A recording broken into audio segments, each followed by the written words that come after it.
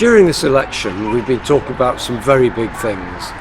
How to organise the health service, education, defence, housing, all those very big issues. But you and I both know that sometimes it's the small things done within our communities that make the real difference to our lives. And part of my strategy will be to help those small initiatives, because if we add them all together, they become big initiatives. Behind me, you can see the Lodge Lane Credit Union. I was a founder member of this when it was the Earl Road Credit Union more than 20 years ago. Here we have local volunteers looking after local money for local people. They give a decent dividend, better than the banks do, and they create loans at lower costs than the banks. That's all done because of volunteers and what they do to help.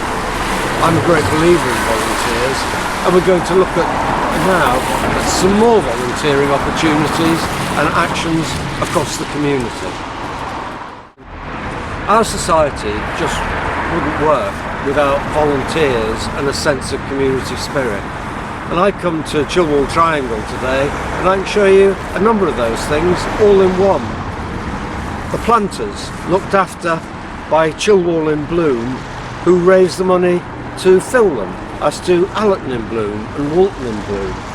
Behind me, the South Chilwell Residents Association, the Friends of Chilwell Woods and Fields, and of course the advice centre details for my own Liberal Democrat colleagues here in Chilwell.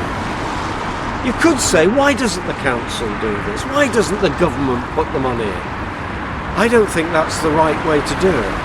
These are communities, and communities work because local people want them to work. My job as a councillor has been, and I hope my job as an MP will be, to support them so that they have the low-level support which they need so that they can boost it to the benefit of all the community. So one of the other community facilities that I think is very important is the local pub. Very lucky in my Liverpool ward, I've got 4 locals. This one, the Storesdale, run by a local person, with local people manning the bar and local people coming to use it. It's a real community facility, and every Thursday night you can find a local group here who claim to be amateur, but I think they're very professional. And you can see the way that the local pub supports the local community by the sign on it. Save Calderstones Park, or Saved Calderstones Park, where the local community raised more than £40,000 and 51,000 names on a petition to stop the Labour controlled council selling off part of Calderstones Park, a park that we all love so much. So it's not just local volunteers that count, but local businesses, pubs like the Storesdale, restaurants and the independent shops on Allerton Road. Spend your money with them, and the money stays in the local community. They pay local taxes and they employ local staff. And finally, where would we be without all those adults who gave their time to help young people's organisations, and particularly, of course, the Scouts, the Guides, the Brownies and the Cubs.